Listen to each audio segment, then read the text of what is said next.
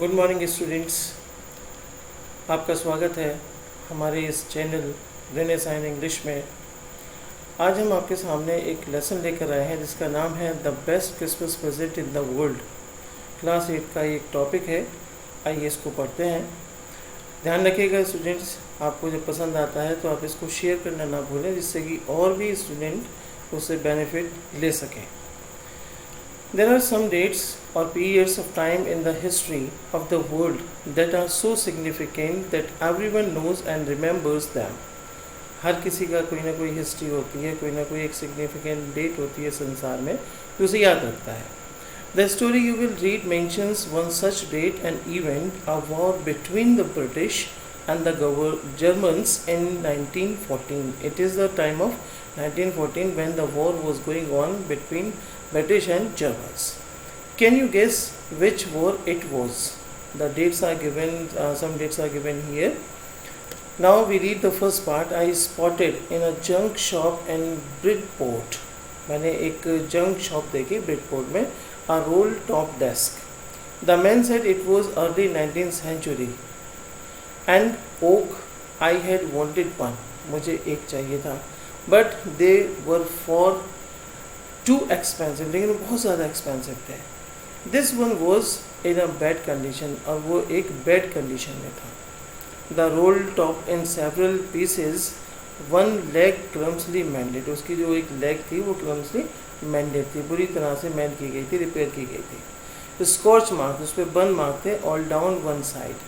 It was going for very little money, यानी वो बहुत ही कम पैसों की रही थी, यानी इस पहले बहुत कम पैसों में बेची जा रही थी। It I thought I could restore it, मैंने सोचा कि मैं इसको फिर से रीस्टोर कर सकता हूँ easily. It would be a risk, ये एक रिस्क होगा, एक चैलेंज होगा, but I had to have it, लेकिन मुझे ये चाहिए था। I paid the man and brought it back to my work room at the back of the garage. Garage के पीछे जो मेरा वर्क रूम था, मैंने उसको पे किया व्यक्ति को और उसको खरीद कर ले आया। I began work on it on Christmas Eve, मैंने क्रिसमस से पहली शाम को, यानी वो क्रिसमस ईव कहलाती है, उससे हमने वर्क को मैंने शुरू किया।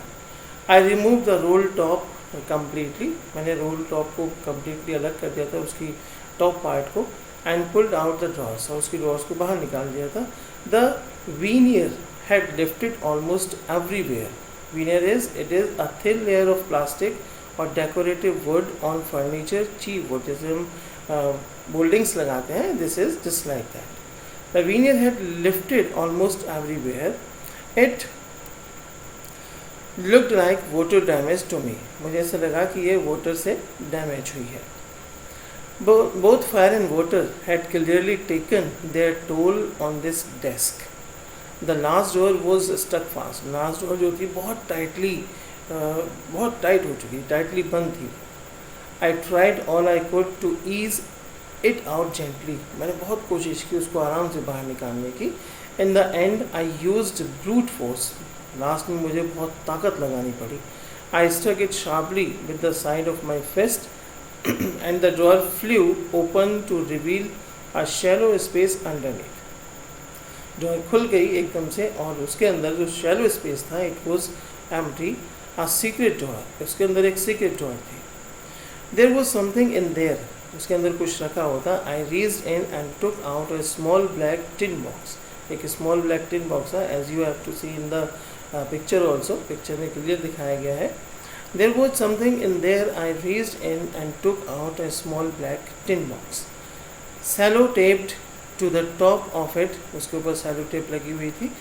It was a piece of lined note paper and written on it in shaky handwriting, यानी टेढ़ी मेढ़ी हैंडराइटिंग में लिखा हुआ था, Jim's last letter receive January 25, 1915, to be buried with me when the time comes, जब का समय आएगा तो वो मेरे साथ उसे बरीड कर दिया जाएगा। I knew as I did it, मैं जानता था अगर मैंने ऐसा किया, that it was wrong of me, तो मेरे साथ गलत था।